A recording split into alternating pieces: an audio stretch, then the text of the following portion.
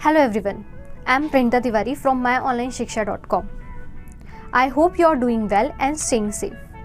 जैसा कि हम सबको पता है कि ये जो कोविड-19 का पैंडेमिक है उसने हमारे पूरे के पूरे एजुकेशनल सिस्टम के जो लर्निंग मैनेजमेंट सिस्टम है उससे ई लर्निंग मैनेजमेंट सिस्टम में शिफ्ट होने के लिए मजबूर कर दिया है। आज हम इसी टॉपिक पर डिस्कस करने वाले हैं हमारे एक्सपर्ट मिस्टर अमोल अग्रवाल जी के साथ। I welcome you sir on behalf of myonlineshiksha.com.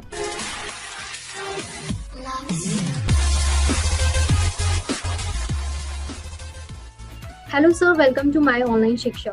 Hello madam. I hope you are doing well. Yes ma'am. Sir ज़्यादा टाइम वेस्ट ना करते हुए हम डायरेक्ट क्वेश्चंस पे जो हमारे डाउट्स हैं वो हम क्लियर करने की तरफ चलते हैं। तो सर सबसे पहला जो हमारा क्वेश्चन है वो ये है कि जैसे कि हम सबको पता है कि स्कूल एंड कॉलेजेस में जो ऑनलाइन स्टडी है वो कोई भी यूनिफाइड प्लेटफॉर्म पर अभी नहीं हो रही है। उसके लिए हम Google form, Google Meet, Zoom ये सब चीज़ों का यूज़ कर रहे हैं, राइट? तो जो यूट्यूब जैसे अलग अलग जो चीज़ें हम यूज़ कर रहे हैं, जो प्लेटफॉर्म्स हम यूज़ कर रहे हैं, उससे जो टीचर और स्टूडेंट्स दोनों हैं वो प्लेटफॉर्म का बहुत कंफ्यूज हो रहे हैं और बहुत ज़्यादा टाइम कंज्यूमिंग हो रहा है। तो इस टॉपिक पर, इस विषय पर आपका क्या पॉइंट ऑफ व्यू है? मैडम पहली चीज तो ये है कि लॉकडाउन किसी को एक्सपेक्टेड नहीं था, ये अनएक्सपेक्टेडली आया है, किसी ने भी नहीं सोचा था। और लॉकडाउन ऐसे समय लगा है जहाँ पर मार्च में लॉकडाउन लगा है, तो अप्रैल में कई सारी एग्जाम्स होती है, हमारी सेमेस्टर एग्जाम्स होती है, SBI वगैरह बैंक्स एग्जाम्स के भी फॉर्म्स आते हैं, या फिर जो भी मेजर एग्जाम्स होती है वो अप्रैल में होता है। तो एकदम से लॉकडाउन लगने से पहले तो कुछ समझ में नहीं आया। स्टूडेंट्स पहले रेडी नहीं थे कोई भी चीज एक्सेप्ट करने के लिए। फिर फैकल्टीज ने धीरे धीरे जूम स्टार्ट किया, जूम के बाद में गूगल मीट आया, फिर यूट्यूब तो ऑब्वियसली था बट उसका क्रेज और बढ़ गया। तो धीरे धीरे करते करते एक एक चीज आई, बट सबके लिए ये सारी चीजें नई थी, किसी को कुछ भी नहीं पता था। हमारे यहाँ सबसे बड़ा प्रॉब्लम रहता है इंटरनेट का, तो इतनी सारी चीज एक साथ मैनेज करना बहुत मुश्किल होता जा रहा था। क्योंकि अगर आप जूम पे लेक्चर ले रहे हो, गलती से किसी का कॉल आ गया तो आपका जो नेटवर्क का जो लाइव स्ट्रीमिंग हो रहा था, जो भी हो रहा था वो चला जाता था। फिर धीरे धीरे लोग इसको कंफर्टेबल होने लग गए कि ठीक है चलो इसके लिए अलग से सेटिंग करनी पड़ेंगे, ये करना पड़ेगा। कुछ वीडियोस यूट्यूब पे भी आए कि इसको कैसे एक्सेस करना है, क्या करना है, बट एक परमानेंट सोल्यूशन इस चीज के लिए कुछ भी नहीं मिला कि इसको किस तरीके से करना है, क्या करना है। और सबसे मेजर प्रॉब्लम क्या आता था कि नेटवर्क चला जाता था तो आवाज चली जाती थी, आवाज चली गई तो सामने वाला क्या बोल रहा है ये पता नहीं चलता था, हम लोग क्या बोल रहे हैं वो पता नहीं चलता था, स्टूडेंट्स बार बार रिपीट करता था। तो जितने प्लेटफॉर्म्स उतने एरर्स, साथ ही साथ इससे काम होने की जगह पे बढ़ चुका था जो बच्चे एक्सेप्ट नहीं कर रहे। यस सर, आपने बिल्कुल सही बोला सर। जितने ज्यादा प्लेटफॉर्म्स हमको मिल रहे थे उतने डिफिकल्टी लेवल भी हमारी धीरे धीरे हाई होती जा रही है। ठीक है सर, तो हमारा जो नेक्स्ट क्वेश्चन है वो ये है कि जो ऑनलाइन क्लासेस है उसमें जो टीचर है उन्हें कैसे पता चलता है कि जो स्टूडेंट है उससे वो जो टॉपिक है, वो जो कंसेप्ट है वो समझ में आ रहा है या नहीं आ रहा? क्योंकि जब बात हम ऑनलाइन स्टडीज की करते हैं या ऑनलाइन एजुकेशन की करते हैं तो उसमें बहुत सारे इश्यूज आते हैं, for example bandwidth, time limitation आदि, राइट? तो जैसा कि आप भी एक टीचर हैं तो मैं आपसे क्वेश्चन पूछना चाहूंगी कि आपको कैसे पता चलता है कि जो सामने वाला स्टूडेंट है उसको प्रॉपरली वो कंसेप्ट समझ में आ भी रहा है या नहीं? मैडम सबसे पहला प्रॉब्लम तो क्या होता था कि हम लोग टीचर है तो हमारा तो वीडियो ऑन रहता था। बच्चे कई बार वीडियो ऑफ रखते थे क्योंकि उनका बैंडविड्थ इशू है, या फिर उन्होंने ऑन रखा तो वीडियो उनका आता था, फैकल्टी का नहीं आता था, हम लोगों का नहीं आता था, इसलिए ऑफ रहता था। तो बिहाइंड द कैमरा बच्चे क्या कर रहे हैं हमें ये पता ही नहीं चलता था। हमें बार बार उनका नाम लेना पड़ता था, इंडिविजुअली हर किसी को पूछना पड़ता था कि आपको समझ रहा है, नहीं समझ रहा है या प्रॉब्लम आ रही है। बच्चे क्या करते थे, स्क्रीनशॉट निकाल के रख देते थे, जो भी क्वेश्चंस थे, जो भी सॉल्यूशंस थे। अब स्क्रीनशॉट निकाल के उनके मोबाइल में इतना व्हाट्सएप से डेटा आता है, फेसबुक से आता है, उसके बीच स्क्रीनशॉट कहाँ गुम हो जाते हैं उनको पता नहीं। फिर बाद में बोलते थे कि सर ये बाकी है, ये नहीं समझा, फिर से बताओ। और इसके लिए कोई एक ऐसा प्लेटफॉर्म अवेलेबल नहीं है कि हम लोग चेक कर सके कि बच्चे ने देखा है या नहीं देखा है। हम कई बार उनको व्हाट्सएप पे टेलीग्राम कर देते थे। अच्छा। तो व्हाट्सएप टेलीग्राम पे तो वो टिक आ जाता था, बट हमें ये नहीं पता कि एक्चुअली उसने देखा है, उसको समझा है, नहीं समझा है। हम ग्रुप पे भी पूछे तो बच्चा कई बार हाँ बोलता है, फिर लास्ट में जब उसको प्रेशर दे के पूछते बोलता नहीं सर आप समझाएंगे। ओके। और जब लॉकडाउन लगा था कोई भी पढ़ने के मूड में नहीं था, सब घर बैठे थे, खाली बैठे थे, वेब सीरीज, टीवी, ये सब चीजें उन लोगों की कंटिन्यूअसली चालू थी। तो उनका पढ़ाई में भी इंटरेस्ट कम था क्योंकि उनको पता था एग्जाम्स तो होने वाली नहीं है। Yes. तो इस वजह से बहुत प्रॉब्लमेटिक गया, फिर जब से टाइम आता गया एग्जाम्स का तो प्रॉब्लम बढ़ती। यस सर, बिल्कुल सही कहा सर आपने। तो जैसे कि एग्जाम्स, हमें पता है कि अभी जो एग्जाम है वो हमारी 2 तरीके से होती है, एक ऑफलाइन हो रही है और एक ऑनलाइन हो रही है, राइट। ऑफलाइन एग्जाम मोड में क्या कर रहे हैं जो टीचर्स हैं, वो सिंपली क्वेश्चन आंसर्स को क्या करते हैं, एक पेज पे लिखते हैं और फिर स्टूडेंट्स के जो पेरेंट्स हैं उनको मेल के थ्रू सेंड करते हैं, राइट। उसके बाद उनका कहना होता है कि वो आंसर, स्टूडेंट जो है वो आंसर को लिखे और उसके बाद वो स्कैन करके उनको अगेन मेल के थ्रू वापस सेंड करे। ऑन दी अदर हैंड, इसके दूसरी तरफ क्या हो रहा है, ऑनलाइन मोड में जो क्वेश्चंस है, जो टीचर है वो क्वेश्चंस को एक कॉमन गूगल चैम्प पे या फिर गूगल मेल के थ्रू हमको दे देते हैं और हमें उसे एक टाइम लिमिट के अंदर, एक तय हुई टाइम लिमिट में हमें वो क्वेश्चंस भरकर वापस टीचर को क्या करना होता है, सेंड करना होता है, राइट। तो ये जो चीजें हो रही है उसके कारण आपको क्या लगता है, तो आपका इस पे क्या कहना है?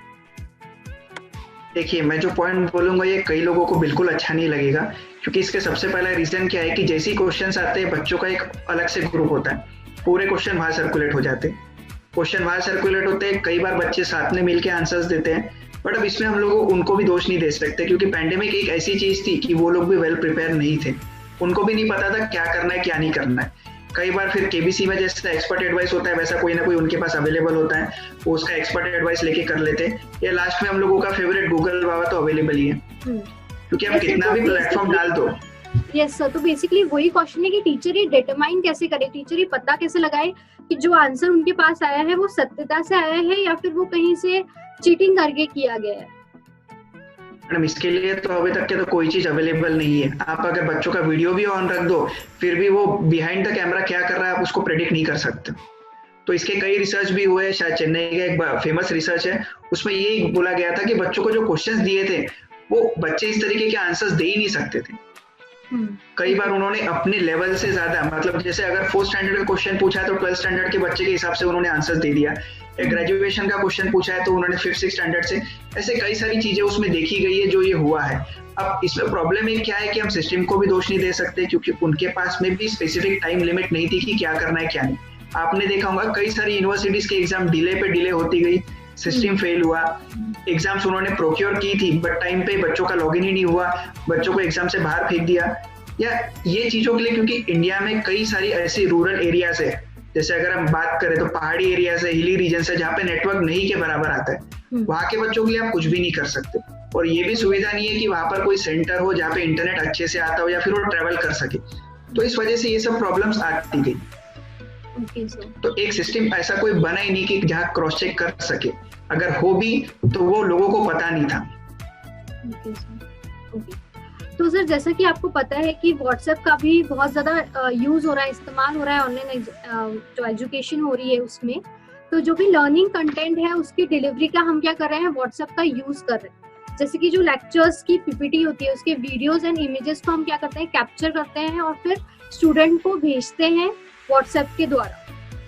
तो आप लेकिन ये जो टीचर्स और ये जो स्टूडेंट्स को ये जो चीज भेजी जा रही है ये कहाँ तक सूटेबल है सर? मतलब आपको इसके ऊपर आपको क्या लगता है? एक छोटा सा एग्जांपल देता हूँ मैडम। व्हाट्सएप आज की तारीख में बहुत बड़ा कन्वीनियंट है, बट आप एक चीज जानते हो, जितने फैकल्टी उतने व्हाट्सएप, उतने ग्रुप, हर ग्रुप का अलग अलग मैसेज, हर ग्रुप में 250 मेंबर्स आपके ऐड होते हैं, क्योंकि अगर आपका बड़ा बल्क में हो तो 250 मेंबर्स, किसी ने एक मैसेज डाला तो उसमें से मेरे काम का कौन सा मैसेज है वो पता ही नहीं चलता। अगर आप ओनली एडमिन सेटिंग कर दो, ओनली एडमिन अगर सिर्फ फैकल्टीज को सेंड करना है तो बच्चा डाउट कहाँ पूछेगा, मैडम के पर्सनल पे जाएगा। और सेम डाउट अगर किसी दूसरे स्टूडेंट्स का है तो एक ही डाउट बार बार रिपीट करना पड़ेगा। तो ये सेटिंग्स का भी थोड़ा इशू जाता है। और हमारे यहाँ व्हाट्सएप का सभी को पता है, इतना कन्वीनियंटली यूज करते हैं कि इतना फास्ट टाइप करते हैं कि आपका एक क्वेरी रिजॉल्व होने के पहले दूसरा क्वेरी उसमें आ जाता है।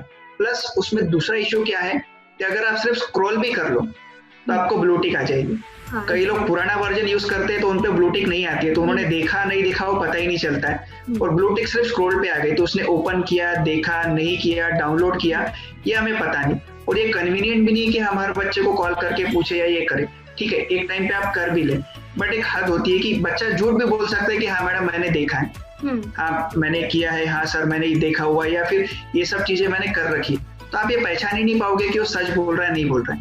इसमें एक तरीका होता है कि आप क्रॉस क्वेश्चन पूछोगे, बट कितनों से पूछोगे। तो जब हम ये व्हाट्सएप का मीडियम यूज करते हैं तो वहाँ पे एक ऑप्शन होता है कि जो मैसेज है वो अपने आप ब्लू टिक हो जाता है। तो हम ये डिटरमाइन ही नहीं कर सकते कि वो एक्चुअली जो कंटेंट है वो आपके स्टूडेंट ने ही देखा है या फिर उनके पेरेंट्स ने देख लिया। उसके बाद ये भी इशू आता है कि वो जो आपने कंटेंट भेजा है वो उसको कितना समझा है और वो उसमें एंगेज हुआ भी है या नहीं। तो ये जो एक इशू है ये व्हाट्सएप के साथ बहुत ज्यादा है। जैसे कि आपने अभी बताया हमें कि पहले वाले वर्जन में ब्लू टिक का सिस्टम नहीं था, तो ये बहुत ज्यादा एक डिसएडवांटेज टाइप भी है हमारी जो ई लर्निंग है उसके लिए, कि हम डिटरमाइन ही नहीं कर सकते कि सामने वाले तक हमारा मैसेज प्रॉपर्ली जा भी रहा है या नहीं जा रहा है। तो सर जो हमारा नेक्स्ट क्वेश्चन है, चक्कर में यस सर, मैं एक और चीज बोलना चाहूंगा इसी में। अभी एक इंडियन टीचर को अवार्ड मिला है, ओके सर, डिस्ले आई थिंक उनका नाम है। उन्होंने जो QR कोड का जो ये किया हुआ है उस वजह से उनको अवार्ड मिला है। तो उन्होंने इस चीज के ऊपर थोड़ा बहुत काम किया। तो उसमें उन्होंने क्या किया है कि QR कोड डेजिग्नेट असाइन कर दिया। तो व्हाट्सएप का एक पैरेलल सोर्स आया है, बट हम लोगों के पास में वो सोर्स अभी तक की पूरी तरीके से अवेलेबल नहीं है, उसमें और काम हो सकता है। अच्छा, ओके सर, ओके सर। ये वाली इंफॉर्मेशन तो शायद मुझे भी नहीं पता थी और शायद जो हमारे व्यूअर्स देख रहे हैं उन्हें भी नहीं पता होगा कि ऐसे कुछ सिस्टम पे हम काम कर रहे हैं। तो ये आपने बहुत ही अच्छी इंफॉर्मेशन हमारे साथ शेयर की है सर। तो जो सर हमारा नेक्स्ट क्वेश्चन है वो ये है, क्या आप समझते हैं कि कोई भी जो यूनिफाइड ऑनलाइन प्लेटफॉर्म है, जैसे कि जिससे हमारा लर्निंग जो कंटेंट मैनेजमेंट सिस्टम कहते हैं हम, राइट, तो जैसे कि हमारा क्रिएट ऑनलाइन एकेडमी है, उसमें जो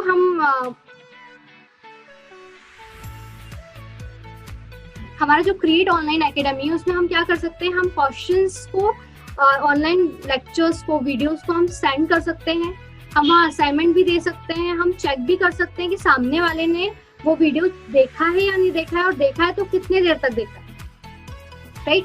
और उसके बाद हम ये डिटरमाइन भी कर सकते हैं जो भी कंटेंट हमने दिया है वो उसको ये कितना इंगेजेबल रहा। अगर वो सपोज फॉर एग्जांपल 20 मिनट का वीडियो है और वो 20 मिनट के वीडियो को सिर्फ 2 ही मिनट देख रहा है, तो उससे हमें ये समझ में आ जाता है कि सामने वाले को वो कंटेंट बिल्कुल नहीं समझा।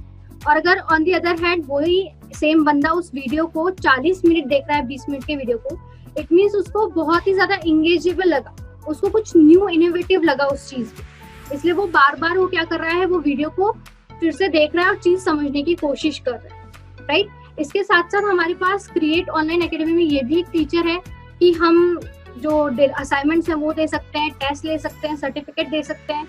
तो आपका इस पे क्या कहना है? ये डेफिनेटली बहुत अच्छा विकल्प है क्योंकि ये आज की नीड है। आप मुझे एक बात बताइए कि मैं जूम पे लेक्चर ले रहा हूँ, बच्चों को व्हाट्सएप पे कुछ चीज भेज रहा हूँ, फिर बच्चे मुझे वो स्कैन करके ईमेल कर रहे हैं या व्हाट्सएप कर रहे हैं, इसको सेग्रीगेट करना, ये पूरे डेटा को सेव करना, ये मेरे लिए बहुत मुश्किल हो जाएगा क्योंकि लॉकडाउन के बाद सब लोग घर से काम कर रहे हैं। तो हम लोगों के पास में उतना हेल्पिंग हैंड नहीं है जितना पहले हुआ करता था। और किसी को फोन करके मैं बोलूँ कि आप ये करो वो करो, हमारे जो भी साथ में एम्प्लॉयज रहते थे, तो ये टेक्निकली फिलहाल के कंडीशन में फेसिबल नहीं है, ठीक है। और बच्चे कई दिनों से वेट कर रहे थे कि चलो क्लासरूम ओपन होगा, लॉकडाउन खत्म होगा, ये होगा, बट आपने देखा होगा कि कोई भी एग्जाम पोस्टपोन नहीं हो रही। सुप्रीम कोर्ट के एक डिसीजन आया था नीट JEE के लिए, तब से सबको क्लियर हो गया कि एग्जाम्स होकर ही रहेंगी। तो समय किसी के लिए वेट नहीं करता है, वो अपने हिसाब से चलता है, वो अपने हिसाब से ही रुकता है।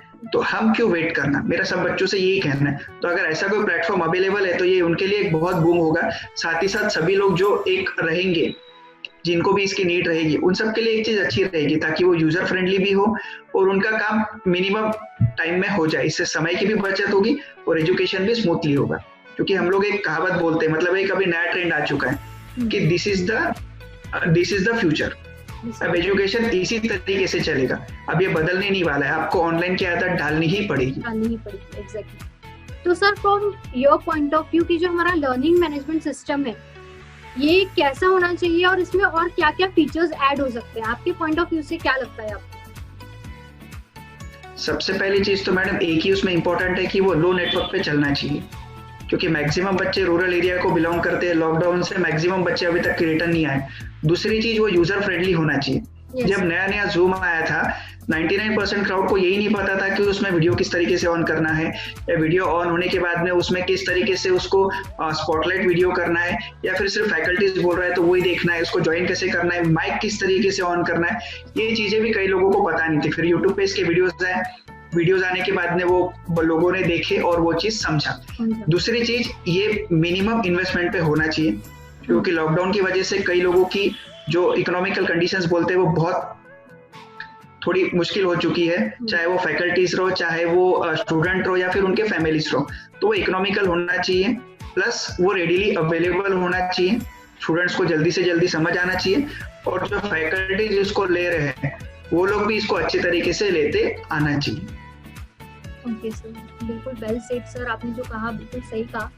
जो सर हमारा सबसे लास्ट क्वेश्चन है आपके लिए वो ये है कि जैसा कि आपने अभी कहा कि लॉकडाउन के कारण क्या हुआ है, बहुत सारे लोगों का रोजगार छिन गया है और स्कूल्स में लोग फीस नहीं दे रहे हैं। तो हमारा नेक्स्ट क्वेश्चन बस उसी के ऊपर है। जैसे कि आपको पता है कि बहुत सारे पेरेंट्स हैं वो बच्चों के स्कूल में फीस नहीं देना चाहते, क्योंकि उनका कहने का मतलब ये है कि भाई जब आपकी फिजिकल क्लासेस नहीं हो रही है तो हम पूरी फीस क्यों भरें।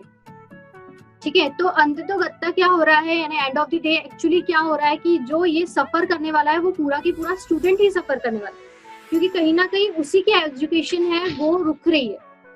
तो इस पर आपका क्या कहना है? मैडम, एक चीज मैंने पहले भी मेंशन की थी, अभी भी मेंशन की है, समय किसी के लिए रुकता नहीं है, एग्जाम्स भी किसी के लिए रुकता नहीं है। ये मुश्किल समय है, आप मैं सभी इसको डील कर रहे हैं। अभी देश में एक बहुत बड़ा आंदोलन चल रहा है, किसान आंदोलन, वो भी उसी की वजह से है कि किसान भी यही चाहते हैं कि उनकी इनकम बढ़े, और हमारा कृषि प्रधान देश है। मैक्सिमम बच्चे जो पढ़ते हैं वो रूरल बैकग्राउंड से और कृषि के एरिया से वो लोग आते हैं, तो उनके ऊपर भी थोड़ा बहुत इम्पैक्ट पड़ रहा है। प्लस जो लोगों का कंडीशन अच्छा था, उनकी जॉब चली गई, या फिर उन लोगों को जबरदस्ती ले ऑफ कर दिया गया प्राइवेट कंपनी से, या कुछ कंपनी स्टार्टअप्स ही ऑटोमेटिकली बंद हो गई है क्योंकि उनमें से आउटपुट कुछ नहीं आ रहा था, कुछ लोन था तो डिफॉल्टर घोषित हो गए। तो इसके लिए सबसे बड़ी नीड यही है कि इसमें से गवर्नमेंट और हम सब लोगों को मिलके, या प्राइवेट प्लेयर जैसे हम लोग हैं, एक अफोर्डेबल सोल्यूशन लाना चाहिए ताकि बच्चों का भी नुकसान ना हो और हम लोग भी उनका कुछ ना कुछ सपोर्ट कर सके, जिसकी वजह से थोड़ा सोशल कॉस्ट हो सके। और साथ ही साथ क्या है, इकोनॉमिक कंडीशन तो अभी कितना टाइम और लगेगा हमें पता नहीं। अभी एक नया स्ट्रेन फिर से आ गया ब्रिटेन में, तो अभी चांसेस ये भी है, नाइट कर्फ्यू तो लग ही चुका है, चांसेस ये है कि फिर से लॉकडाउन आ सकता है, या लॉकडाउन नहीं भी आएगा तो वापस से एजुकेशन इंडस्ट्री पे इम्पैक्ट तो आएगा ही, क्योंकि स्कूल्स पूरी तरीके से खुली नहीं है। तो सबसे बड़ी विडंबना यही है कि पैसा कमाने के लिए भी लोगों को पैसा लगता है, या अगर आपको एजुकेशन में भी कुछ करना है तो आपको एजुकेशन में भी पहले इन्वेस्टमेंट ही करना पड़ेगा, तभी आप आउटपुट ले सकते हो। तो जिस स्टूडेंट्स में जुनून है वो इसको आगे चल के निकल सकता है, जिस स्टूडेंट्स में जुनून नहीं है, कई सारे फ्री प्लेटफॉर्म्स अवेलेबल है, बट वो आपके हिसाब से होंगे इसकी कोई गारंटी नहीं है। बच्चे को समझेगा नहीं समझेगा, बच्चा उसको खुद के हिसाब से ढाल सकेगा, उससे समझ सकेगा, रिजल्ट ला सकेगा, इसकी कोई गारंटी नहीं होती है। तो इसका सोल्यूशन भी देना बहुत बड़ी चीज है, ताकि वो पैसा खर्चा तो करता है, क्योंकि आज हर माँ बाप क्या सोचते हैं कि हम पैसा खर्चा कर रहे हैं, दो जगह पे हर माँ बाप खर्चा करते हैं, कभी हाथ अपने पीछे नहीं खींचते। एक होता है हॉस्पिटल्स, एक होता है एजुकेशन। तो एजुकेशन में भी लोग इन्वेस्टमेंट के लिए रेडी है, बट इसमें क्या हो रहा है कि उनको जिस तरीके से चाहिए फीस ले लेते हैं, उनका आउटपुट नहीं मिलता है, फीस ले लेते हैं, क्लासेस बराबर नहीं हो रही है, तो ये बहुत सारी प्रॉब्लम्स आ रही है। तो ये चीजें नहीं होनी चाहिए। Yes sir, so thank you so much. आज जो हमने ई लर्निंग पे डिस्कशन किया है, आई होप बहुत सारे लोगों को जो कंफ्यूजन है कि ई लर्निंग एक्चुअली होता क्या है, उनको बहुत हेल्प मिलेगी हमारे डिस्कशन से। तो सर आई होप, मुझे ऐसी उम्मीद है कि ये जो मीटिंग है वो आपके लिए थोड़ी अच्छी रही होगी और इंजॉयबल रही होगी। Yes ma'am, thank you. पहली बात तो हम लोगों को अपॉर्चुनिटी देने के लिए थैंक यू, कि आपके माध्यम से हम बच्चों को भी ये चीज बता पाए कि रुक के कोई मतलब नहीं है, एग्जाम जैसी है वो इसी तरीके से होना है, थोड़ी पोस्टपोन होगी, बट इतना याद रखो, आप वेट कर रहे हो बट दूसरा वेट कर रहा है नहीं कर रहा है पता नहीं, तकलीफें बहुत है। हम लोग जब स्कूल गए थे फर्स्ट टाइम, तब हम लोगों को भी तकलीफ हुई थी, बट हमने हिम्मत किया तो हम आगे बढ़े। उसी तरीके से ई लर्निंग को भी हमारे जीवन का एक हिस्सा मान के आगे बढ़िए, तो आपका भी करियर अच्छा होगा, और जो बाकी फैकल्टीज, टीचर्स, हम जैसे लोग जो मेहनत कर रहे हैं, उनकी भी मेहनत सफल होगी और देश की तरक्की में भी इसका फायदा होगा। Thank you so much madam, thank you for the opportunity. उम्मीद है ये जो इंटरव्यू सेशन था ये आप लोगों की स्टडीज में आप लोगों की जरूर मदद करेगा। हमारे myonlineShiksha.com पर बहुत सारे डिफरेंट क्लासेस के रिकॉर्डेड वीडियोस अवेलेबल हैं, तो आप लोग myonlineShiksha.com ज़रूर विज़िट करें और हमारे चैनल को सब्सक्राइब करना नहीं भूलें। Thank you so much.